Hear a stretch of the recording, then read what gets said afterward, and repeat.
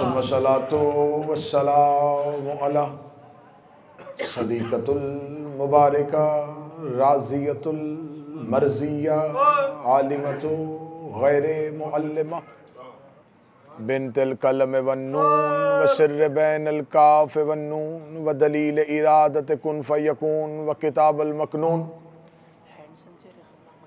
آیت اللہ العظمی وزوجت آیت اللہ الکبریٰ محافظۃ النبوہ وناشرۃ ولایہ ام الکتاب ام القرآن ام الانوار ام الائمہ ام المعصومین ام العلوم ام الہدیٰ ام الحسن ام الحسین ام المحسن ام العباس و ام ابیہا السیدہ فاطمۃ الزہرا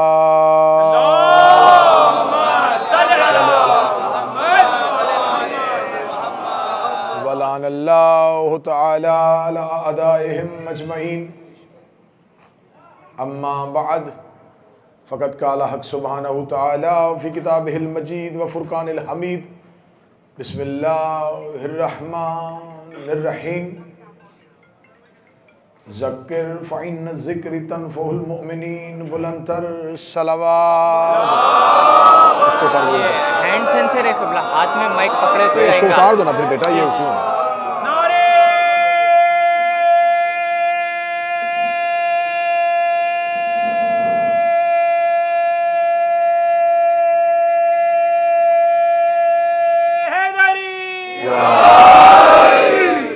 دعائے مالکان ذکر بندگان ذکر کا وارثان ذکر کی بارگاہ میں پیش ہونا قبول و منظور فرمائے۔ جو سعادت میرے مولا نے آپ کو زندگی کے اس سال میں نصیب فرمائی ہے، آپ کے زندگی کے ہر سال میں نصیب فرمائی، آپ کو آپ کی زندگی کے آخری سانس تک کا 40 کربلا میں نصیب فرمائی۔ جو نہیں آ سکے ان کے لیے اسباب مہیا فرمائے، جو آ چکے ہیں انہیں معرفت عطا فرمائے۔ ہمیں میرا مالک امام حسین علیہ السلام کے ساتھ وفاداری نصیب فرمائے۔ آج کی اس مجلس کا انتظام و انصرام کرنے والے بھائیوں کی اور آپ شرکت کرنے والے مومنین و مومنات کی توفیقات خیر میں اضافہ فرمائے۔ برادر اکبر جناب سید مظہر موسی صاحب جن کا حکم تھا اور ان کے حکم کی تعمیل میں میں حاضر ہوا، میرا مالک انہیں ہر طرح کی مشکلات سے محفوظ فرمائے اور میرا مالک انہیں سوائے آل محمد کے کسی کا محتاج نہ فرمائے۔ دعاؤں کی قبولیت کے لیے مل کے بآواز بلند صلوات اللہ فرمائے۔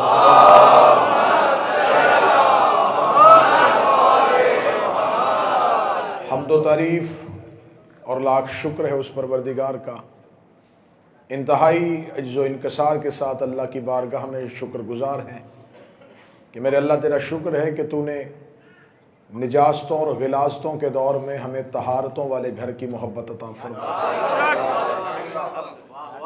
لذت دنیا کی طرف چلنے والے قدموں کو موڑ کے حسین کی طرف چلنے والے قدم عطا فرمائی۔ بسم اللہ۔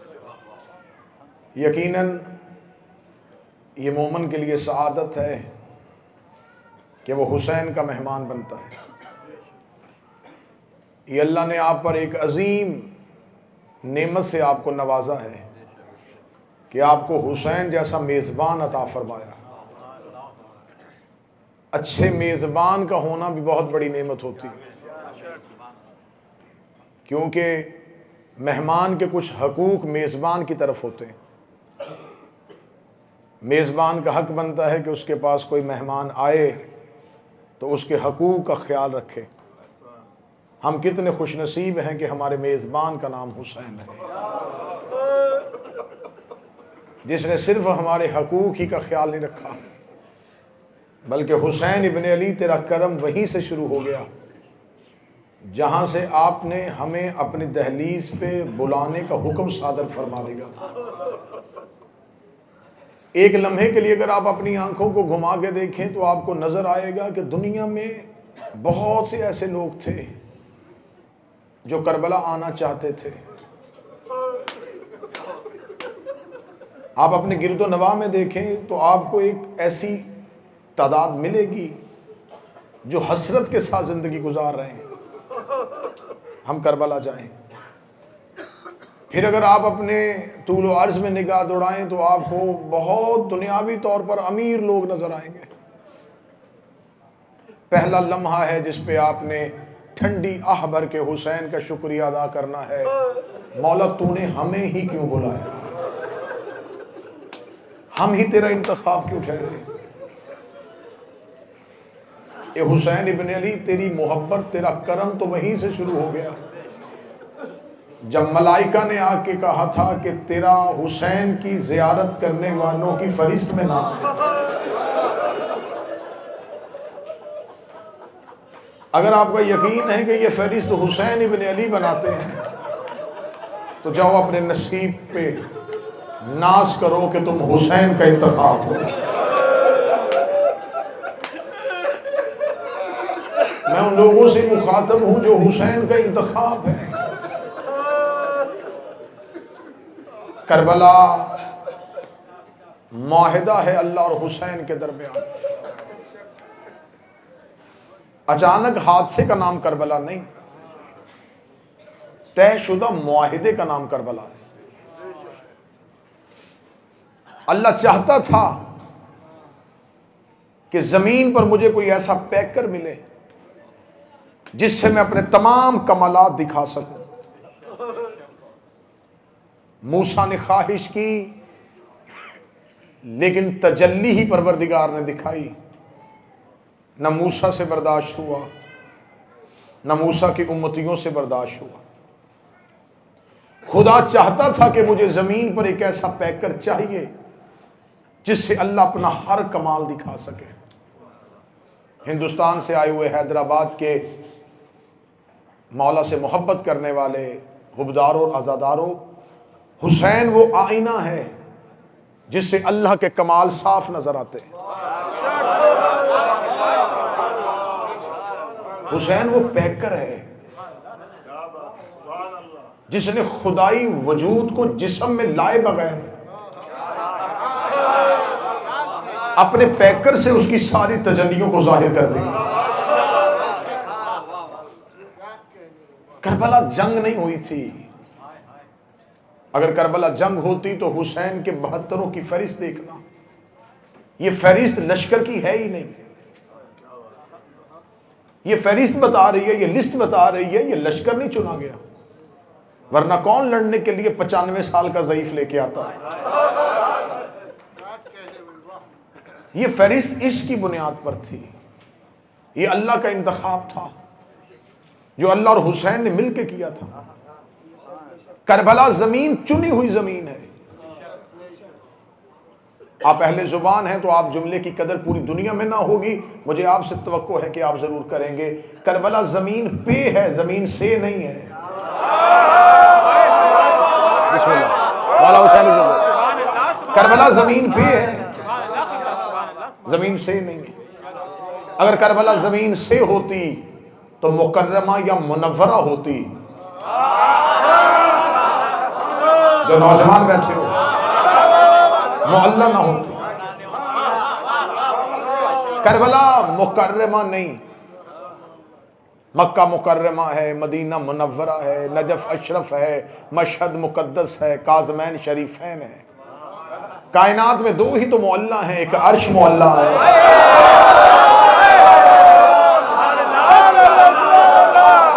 ایک کربلا معلّہ ہے. وہ نانے کی معراج تھی کہ وہ وہاں گیا، یہ نانا کی معراج ہے کہ وہ وہاں گیا، اور یہ نواسے کی معراج ہے کہ وہ یہاں.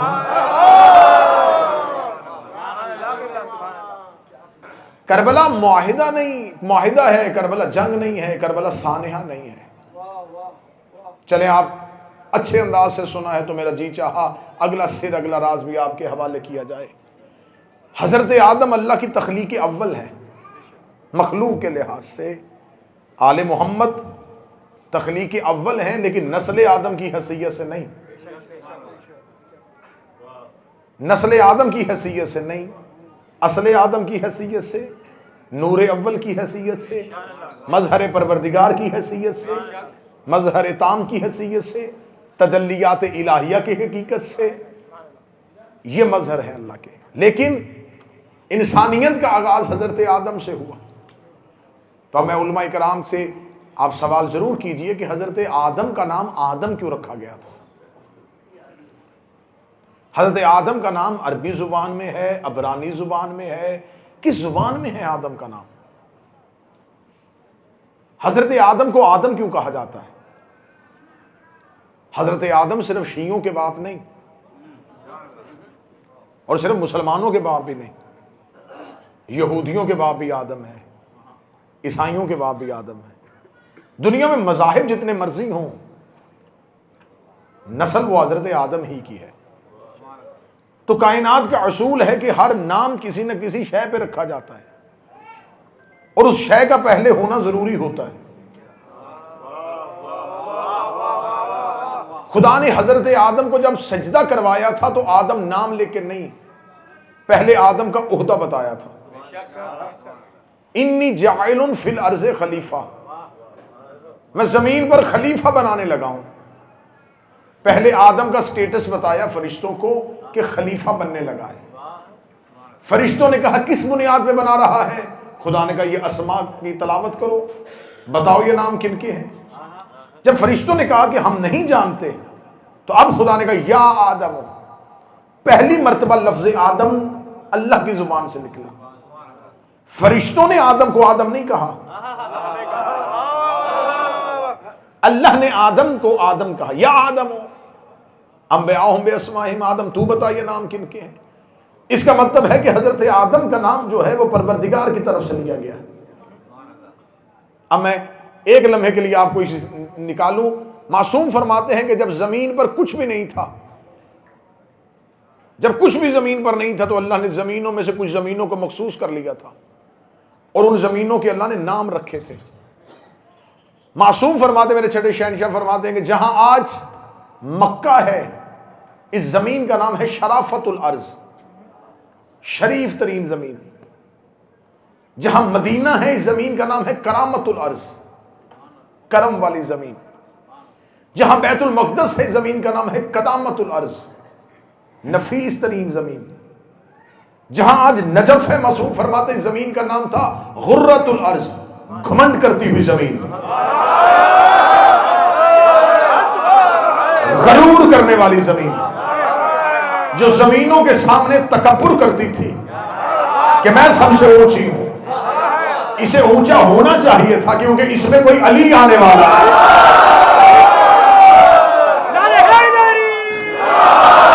مکہ شرافت الارض ہے، مدینہ کرامت الارض ہے، بیت المقدس قدامت الارض ہے، اور نجف غرۃ الارض ہے. حیات القلوب چھٹے شہنشاہ فرماتے ہیں جہاں کربلا ہے اس زمین کا نام پہلے تھا عدیم الارض، زمینوں کا جوہر، زمینوں کا نچوڑ، زمینوں کا خلاصہ. کربلا کا پرانا نام جب زمین پہ کچھ نہیں تھا جہاں آج کربلا ہے، معصوم فرماتے ہیں زمین کا نام تھا عدیم الارض، عدیم الارض. اب جاؤ جا کے لغات اٹھاؤ قاموس سے لے کے منجا تک، جہاں حضرت آدم کا نام لکھا ہے وہاں لکھا ہے من خلق آدم من عدیم الارض. آدم کو آدم اس لیے کہا گیا ہے اس کی مٹی عدیم الارض سے لی گئی تھی، اس کی مٹی عدیم الارض سے لی گئی تھی. اور ابھی تو میں حیدرآباد کے مجمع کے سامنے پڑھا کہ عدیم الارض کربلا کا پرانا نام ہے. یہ جو کہا جاتا ہے آدم مٹی سے بنا تھا، آدم مٹی سے بنا تھا، یہ کیوں نہیں بتانا کس مٹی سے بنا تھا؟ آدم کربلا کی مٹی سے بنا تھا. آدم کو سجدہ آدم کی ذات کی وجہ سے نہیں ہوا، کربلا کی خاک کی وجہ سے.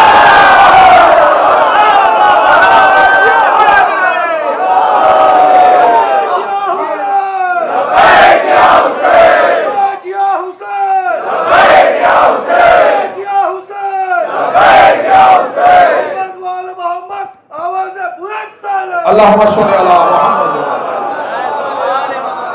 حضرت آدم کو سجدہ آدم کی ذات کی وجہ سے نہیں، عدیم الارض سے تھے نا، تو کربلا کی خاک کی وجہ سے ہوا. اب سارا ادھر متوجہ پورا رہنا اور جملہ سننے دینا. اب اگر آدم کو سجدہ کربلا کی خاک کی وجہ سے ہوا ہے تو اب ہم سے کس بات کی دلیل مانگتے ہو کہ سجدہ گاہ کیوں رکھتے ہو؟ پہلا سجدہ ہی کربلا کی خاک میں رکھتے ہو.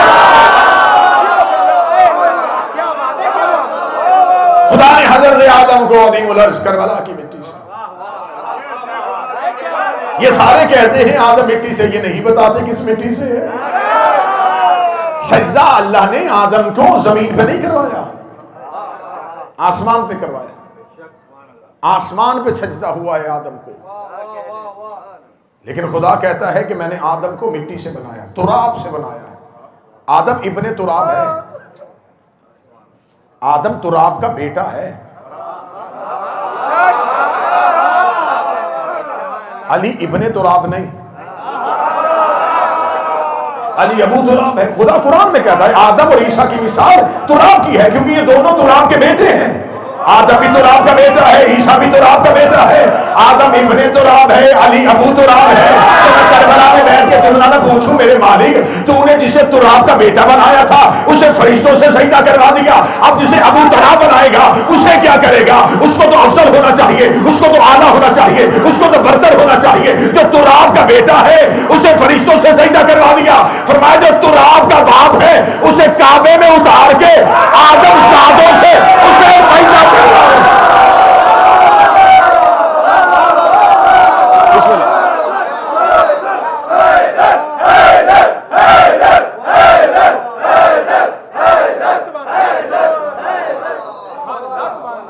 تو اب آدم کی اولاد کو چاہیے کہ وہ جس مٹی سے باپ ہے. تو ہمارے ہاں اردو ادب میں ایک لفظ جملہ ایک بولا جاتا ہے, یہ بات ہی سمجھ نہیں رہا اللہ جانے کس مٹی سے بنا ہے.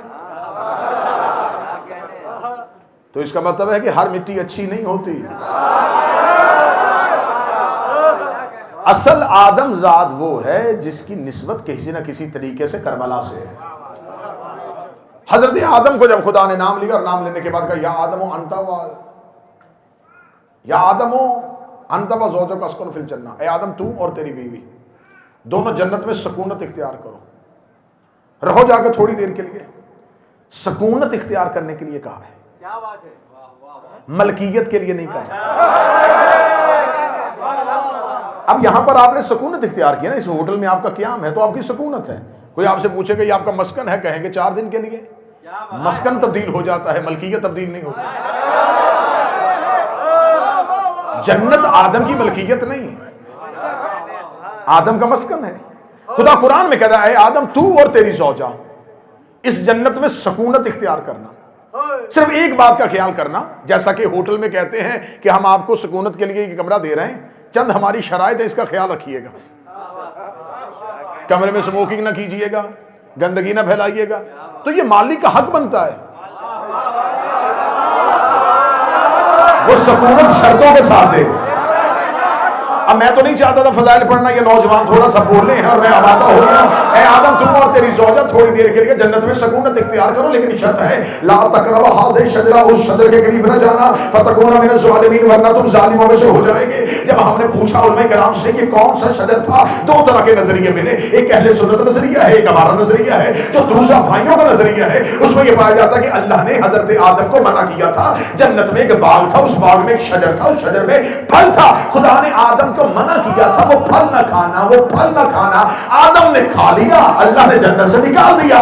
یہ نظریہ ہمارا نہیں, یہ نظریہ ادھر سے آیا ہے کہ آدم نے ایک دانہ کھا لیا تھا, اللہ نے جنت سے نکال دیا. جنت کے باغوں میں سے ایک باغ تھا, اس کا ایک دانہ کھا لیا تھا, اللہ نے جنت سے نکال دیا تھا. اب ان مولویوں سے پوچھو جنت جاگیر کس کی ہے؟ زہرا کی. آدم زہرا کی جاگیر سے ایک دانہ کھا لے, اللہ جنت سے نکال لیتا ہے. اور جو زہرا کی پوری جاگیر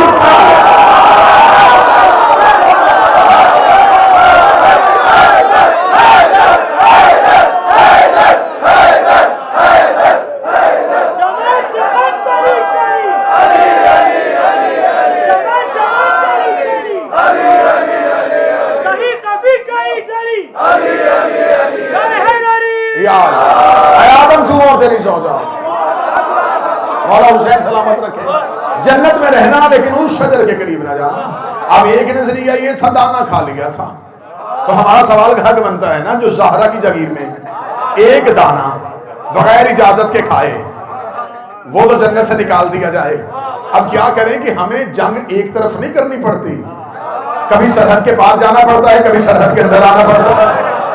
باہر جا کے نظریے کی حفاظت کرتے ہیں تو اندر سے کوئی عقیدے کو چھیننا شروع کر دیتا ہے۔ اب جو اندر سے جواب آیا ہے وہ بھی کہہ دیتے ہیں، وہ کہتے ہیں نہیں، حضرت آدم نے دانا نہیں کھایا تھا، ترک اولا ہو گیا تھا، ترک اولا ہو گیا تھا، ترک اولا ہو گیا تھا۔ اچھا لفظ ہے، بہترین لفظ ہے، مہذب لفظ ہے کہ آدم سے ترک اولا ہو گیا تھا۔ تو پھر میں کربلا میں بیٹھ کے پوچھنے کا حق نہیں رکھتا، جو ایک اولا چھوڑ دے وہ جنت سے چلا جائے، اور جو علی جیسا مولا چھوڑ دے،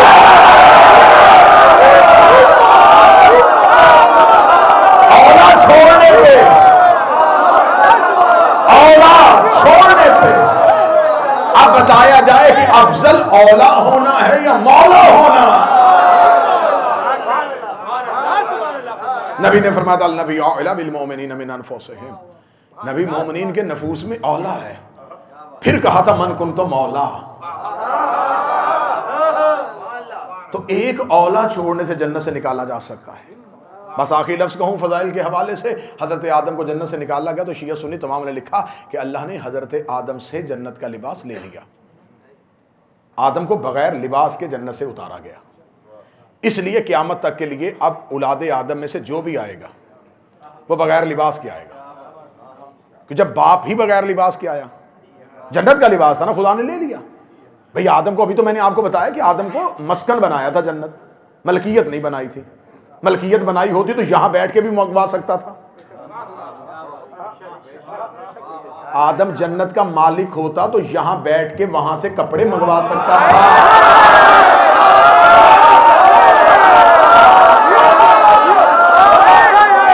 اور جو مالک تھے انہوں نے منگوائے ہیں، مالک منگوا لیتے ہیں، ساکن نہیں منگواتے۔ سکونت تھی، خدا نے کہا چلے جا، آدم کو بغیر لباس کے بھیج دیا۔ اب نسل آدم میں سے جو بھی آئے گا، جو بھی، جب میں جو بھی کہہ رہا ہوں، جو بھی آئے گا بغیر لباس کے آئے گا، اس کا مطلب ہے جو بھی نسل آدم ہوگا وہ بغیر لباس کے آئے گا، لیکن جو نسل آدم نہ ہوا وہ لباس سمیت آئے گا۔ آدم کے بعد جو بھی آیا ہے وہ لباس کے بغیر آیا۔ میں کربلا میں 2 حرموں کے درمیان کھڑا ہو کے قرآن کی حاشیے پر لکھ کے دوں گا کہ میرے 11 آئمہ میں سے ایک بھی بغیر لباس سے نہیں آیا، ایک بھی بغیر لباس سے نہیں آیا۔ اگر تم کہو کہ دلیل کیا ہے تو میں دلیل دینے لگا ہوں۔ انہوں نے زمین پہ آ کے پہلا کام کیا تھا سجدہ، اور سجدہ بغیر لباس کے ہوتا ہی نہیں۔ انہوں نے لباس سمیت آ کے دنیا کو بتایا ہے یہ نسل آدم نہیں، یہ اصل آدم ہے، یہ آدم کے بعد کے لوگ نہیں، یہ آدم سے پہلے کے لوگ ہیں۔ اگر یہ آدم کے بعد کے لوگ ہوتے تو خدا نے کن کے لیے کہا تھا استکبرت ام کنت من العالین، اے ابلیس تو سجدہ نہیں کرتا، کیا تو اپنے آپ کو عالین میں سے سمجھتا؟ عالین ہے یہ علی کی جمع، آدم سے پہلے کچھ بہت سے علی تھے۔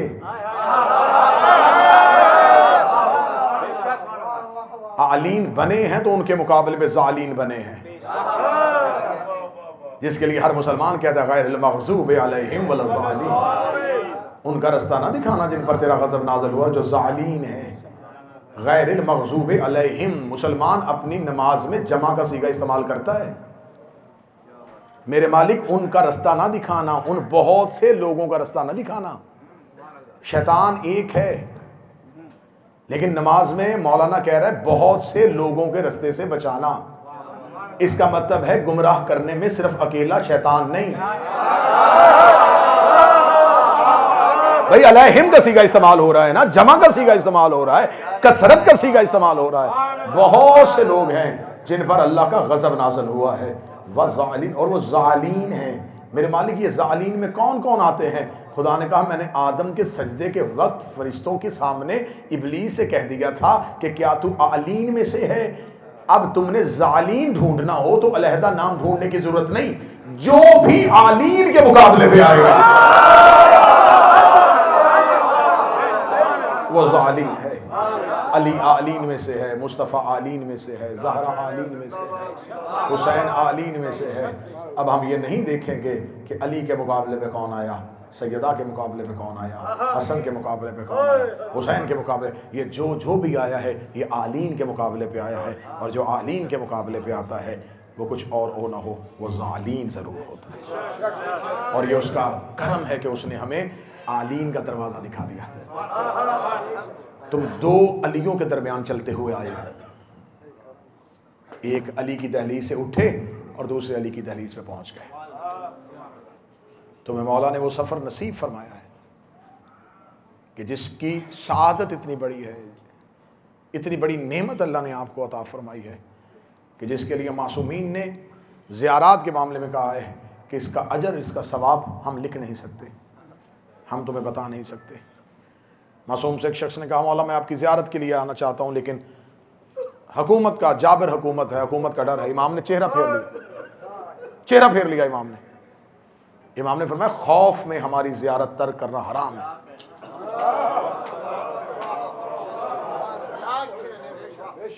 یہ بات میں ضرور کہنا چاہتا تھا موجودہ حالات کو مد نظر رکھتے ہوئے۔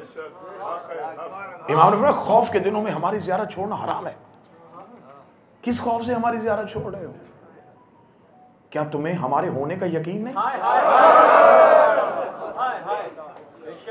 مولا ہم کب تک آپ کا یقین رکھیں؟ فرمایا جب تک قاتل کی تلوار گردن پہ نہ آ جائے۔ اتنا یقین رکھو تلوار یہاں پر بھی ہو تو ہم یہاں سے ہٹائیں گے۔ مشکل میں زیارت کرنا اجر ہے۔ بعض لوگ کہتے ہیں کربلا آئے، ہمیں ایئرپورٹ پہ بڑی دقت ہوئی ہے، ہمیں فلاں جگہ میں بڑی دقت ہوئی ہے۔ سمجھ لو کربلا مصیبتوں سے گزرنے کا نام ہے۔ جس نے آسانی میں کربلا آنا ہوتا ہے نہ آیا کرے، جو کربلا آ کے آسانی ڈھونڈے نہ آئے کربلا۔ پوری دنیا بھری ہوئی ہے، جاؤ جہاں مرضی، کربلا آسانی سمجھ کے نہ آنا۔ اگر کربلا میں آئے ہو اور آسانی سے آئے اور آسانی سے جا رہے ہو تو جاتے ہوئے حسین سے معافی ضرور مانگنا، مولا حسین معاف کر دینا۔ کوشش کرو اپنے آپ کو تھکایا کرو، کوشش کیا کرو جتنی دیر کربلا میں رہو بدن تھکے، اپنے آپ کو رات کو جگایا کرو، نیند کم کرو، پیاسا زیادہ رہو۔ یہ تو حکم ہے حسین کا کہ میرے ظاہر کا خیال رکھنا ہے۔ یہ تو حسین نے خریدتے ہوئے قبیلہ بنی اسد سے شرط لی تھی، میں تمہیں یہ زمین دے رہا ہوں لیکن یہاں پر میرے مہمان آیا کریں گے، ان کے کھانے پینے کا انتظام کرنا۔ حسین نے تمہیں یہاں آ کے پینے سے کھانے سے روکا نہیں، لیکن وفا ہے کہ چلو میں پانی لے بھی لیا جائے تو پھینک دیا جائے۔ کوشش کرو جتنی دیر کربلا میں رہو اپنے آپ کو حسین کے ساتھ جوڑے رکھنا۔ اور میں تمہیں کربلا میں رہنے کے کچھ چیزیں بتاؤں۔ کربلا میں احساس کو زندہ رکھنا، ایک ہوتا ہے ادراک، ایک ہوتا ہے احساس۔ آگ جلاتی ہے یہ علم ہے، کس کس شے کو جلاتی ہے یہ معرفت ہے۔ میں جل نہ جاؤں یہ جذبہ ہے، کسی کو جلتے ہوئے دیکھ کے تڑپنا یہ احساس ہے۔ کسی نے سوچا ہے کہ آگ جلتی ہے اسے احساس نہیں ہے، جس نے کسی کو جلتے ہوئے دیکھا اسے احساس ہے۔ کربلا جاننے کا نام نہیں، احساس کرنے کا نام۔ ساری دنیا جانتی ہے کہ یہاں حسین دفن ہے، ساری دنیا جانتی ہے کہ حسین پیاسے تھے۔ جب کربلا میں رہو حسین کے درد کو محسوس کرو۔ میں 6 سال سے قبر حسین پہ نوکری دے رہا ہوں ذکر کی، میں تمہیں کچھ عمل بتا دیتا ہوں کیسے احساس کو زندہ رکھنا ہے۔ بعض اوقات آپ ہوٹل سے نکلتے ہیں، آپ کے ساتھ کوئی ظاہر چل رہا ہے، آپ گپے مارتے مارتے حرم کے دروازے تک پہنچ گئے، دنیاوی خیال نہیں، نظریں جھکاؤ، چلتے چلتے احساس پیدا کرو، ہو سکتا ہے اکبر کی لاش لے کے یہاں سے احساس ہے نا، احساس آ گیا۔ کسی جگہ پہ کھڑے ہو کے سوچو ہو سکتا ہے یہاں کھڑے ہو کے بیٹے کے لیے پانی مانگا۔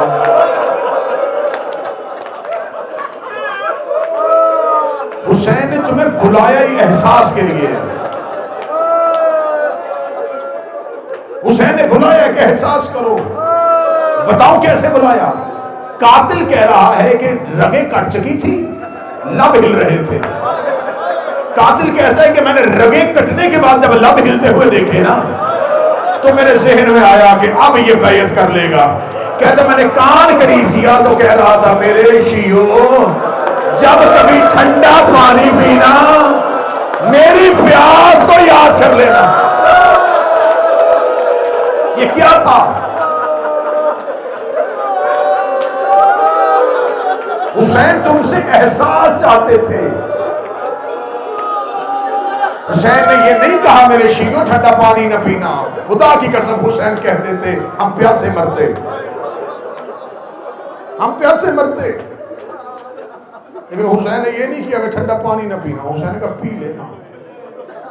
لیکن جب ٹھنڈے پانی کا گھونٹ حلق میں آئے ایک لمحے کے لیے سوچنا کہ کسی کا حلق خشک تھا، کوئی پیاسا تھا. جاؤ جا کے زیارت پڑھو. زیارت کا جملہ السلام علیکہ یا قطیب العبرات. 8ویں امام سے پوچھا گیا کہ مولا یہ مولا حسین کے لیے آنکھیں خوش کیوں نہیں ہوتی؟ امام سے پوچھا گیا مولا جب ہم امام حسین کا ذکر سنتے ہیں ہمیشہ رو پڑتے ہیں، مولا کسی بھی اور قصے کو بار بار سنیں آنکھیں خشک ہو جاتی ہیں، مولا ہر بار حسین کو رونے کو جی چاہتا ہے. مولا بتائیے تیرے جد حسین کی شہادت میں کیا ہے؟ 8ویں امام رونا شروع ہوئے. رو کے فرمایا دنیا قیامت تک روئے گی میرے جد حسین کو.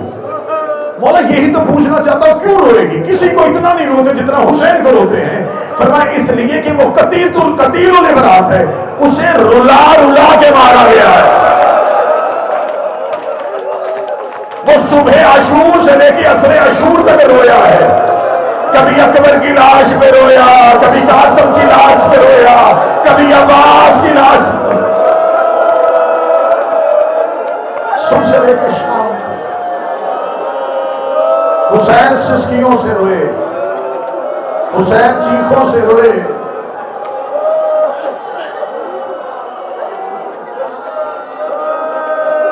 جس بازار میں جاؤ گے تمہیں سیاہ لباس میں ماتمی نظر آئیں گے. ہر کوئی قبر حسین کی جانب دوڑ رہا ہے. تمہیں ایسا لگ رہا ہے جیسے انسانوں کا سمندر ہے جو حسین کے ساحل کے قریب جا رہا ہے. ہر طرف حسین کی عاشق ہے، حسین کی عاشق ہے. کرنا احساس ہی ہے نا. چلو میں تمہیں ایک کیفیت بتا دیتا ہوں. ان گلیوں میں ان ماتمیوں عزاداروں کا رش دیکھنا اور ایک لمحے کے لیے آنکھیں بند کر کے سوچنا آج جتنے حسین سے ملنے آئے ہیں 1400 سال پہلے اتنے حسین کو مارنے آئے تھے. ہر طرف سے لشکر آ رہا تھا، مارو اس کا کوئی نہیں رہ گیا. ہر طرف سے آواز آ رہی تھی سے مارو. میرا امام کہتا ہے یہ وہ مظلوم ہے جسے ہر ہتھیار سے مارا گیا ہے. اسے تلواروں سے مارا گیا، اسے نیزوں سے مارا گیا، اسے تیروں سے مارا گیا، اسے ڈھالوں سے مارا گیا.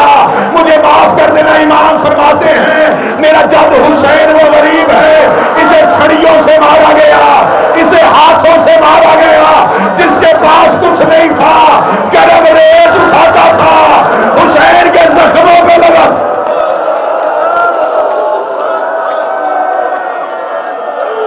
اجرک من اللہ، اجرک من اللہ. مخدومہ آدمیان تیرا اور میرا شمار رونے اور رلانے والوں میں تھا. ہر ہتھیار سے مارا گیا حسین کو، ہر طریقہ آزمایا گیا حسین پہ. یہ وہ غریب ہے جسے تلواروں سے مارا گیا، نیزوں سے مارا گیا، لاٹھیوں سے مارا گیا، ہاتھوں سے مارا گیا. تسلی سے اسے مارا جاتا ہے جس کا بچانے والا کوئی نہ ہو. قاتل کو قتل کرنے کی جلدی تب ہوتی ہے جب اسے ڈر ہو کہ کوئی مقتول کا آ نہ جائے. انہوں نے حسین کو تسلی سے اس لیے مارا، انہیں پتا تھا اس کا رہ کوئی نہیں گیا۔ چلو رونے پہ آمادہ ہو تو میں اسی غریب کی شہادت کا آخری جملہ پڑھ دیتا ہوں۔ آئے جو حسین مظلوم کو پرسہ دینے کے لیے، مقتل کی 56 کتابیں میں نے چھان ماری، مجھے کسی مقتل سے مل جائے کہ کتنا زخمی تھا۔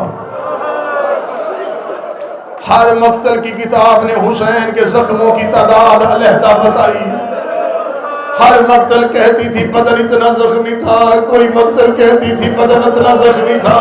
اس کے بعد میں نے مقتل سے روایت ڈھونڈنی چھوڑ دی، جب مجھے چوتھے امام کی ایک روایت مل گئی، جب ایک شخص نے مدینہ آ کے پوچھا مولا تیرا بابا حسین کتنا زخمی تھا، سید الساجدین نے اپنی انگلی سے اپنی انگوٹھی کو اتار کے دکھایا، اس کا مولا میں نے زخم پوچھے ہیں، فرمایا مجھے میرے بابے کے لہو کی قسم ہے، میرے بابا کے جسم میں اتنی انگوٹھی جتنی جگہ بھی خالی نہیں تھی، تیروں میں تیر تھے، نیزوں میں نیزے تھے، حسین کے بدن پہ کوئی جگہ،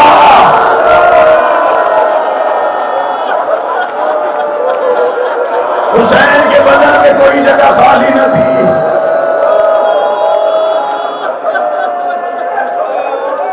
کریم کربلا بڑی کم شہادت پڑھی ہے میں نے مکمل حسین کی۔ 2023 میں نے عاشورہ کربلا میں پڑھا اور اس سال پڑھا، مجبور کی عزاداروں نے تو ایک ایک حصہ شہادت کا پڑھ سکا، مکمل نہیں پڑھی جا سکتی۔ کربلا میں صبح سے لے کے شام تک ہر شہید کو جو زخم آیا وہ اکیلے حسین کو آیا۔ اب ایک ایک زخم بولتے جانا میں بتاتا جاؤں گا۔ اکبر کے برچی کہاں لگی تھی؟ سینے پہ برچی لگی تھی۔ میں کربلا کی اس شہر کی قسم کھا کے کہتا ہوں، میرا امام فرماتا ہے میرے بابا کے سینے میں اتنا بڑا زخم تھا کہ آگے والا لشکر پیچھے والے لشکر کو حسین کے سینے کے زخم سے دیکھا۔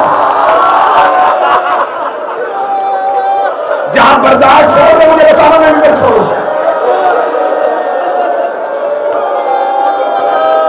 اصغر کے تیر کہاں لگا تھا؟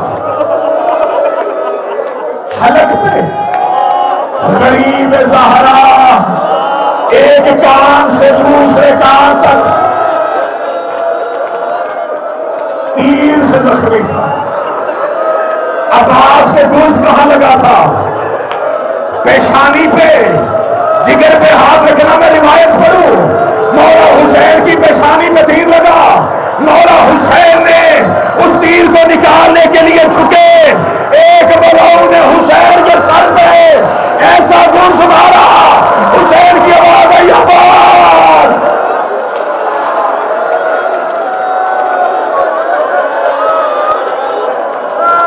نہیں برداشت ہوگا تم سے، نہیں برداشت ہوگا۔ میں نے تو بھی زخم گننے شروع کیے تھے، میں تو بھی زخم شروع کرنے لگا تھا کہ جس کو ملنے آئے ہو یہ زخمی کتنا تھا۔ مولا حسین کا سر زخمی، چہرہ زخمی، پیشانی زخمی، ماتمیوں کو اگر تم سنبھال سکو گے تو ان عزاداروں کو سنبھال لینا۔ میں ایک زخم پڑھوں گا، اس کے بعد نہ مجھ سے پڑھا جائے گا نہ تم سے سنا جائے گا۔ زیارت ناہیہ میں میرا مولا، میرا 12واں امام آج بھی پردے میں ایک زیارت پہ جملہ کہتا ہے، السلام علیکہ یا نہر النہور، اے میرے ہو جد مظلوم تم پر سلام، جس کو نہر کیا گیا تھا۔ اب جاؤ جا کے پوچھو، ہر جانور کو ذبح کیا جاتا ہے، اونٹ کو نہر کیا جاتا ہے، نہر اس اونٹ کو کیا جاتا ہے جس کے حلق میں نیزہ مارا جاتا ہے۔ مظلوم حسین کربلا میں جب اکیلا رہ گیا، شمر ملعون آیا، حسین کے سینے پہ بیٹھا، اس نے حسین کی داڑھی پہ ہاتھ رکھا، اس نے دائیں ہاتھ کے ساتھ حسین کے چہرے پہ تماچا مارا۔ سنان بن انس ملعون آیا، اس نے نیزہ نکالا، حسین کے حلق پہ اس نے نیزے کو مارا۔ ایک کالے برقع والی بی بی رو کے آواز آئی، او میرا کربلا کا ولی، او میرا 30 دن کا پیاسا۔ ماتم حسین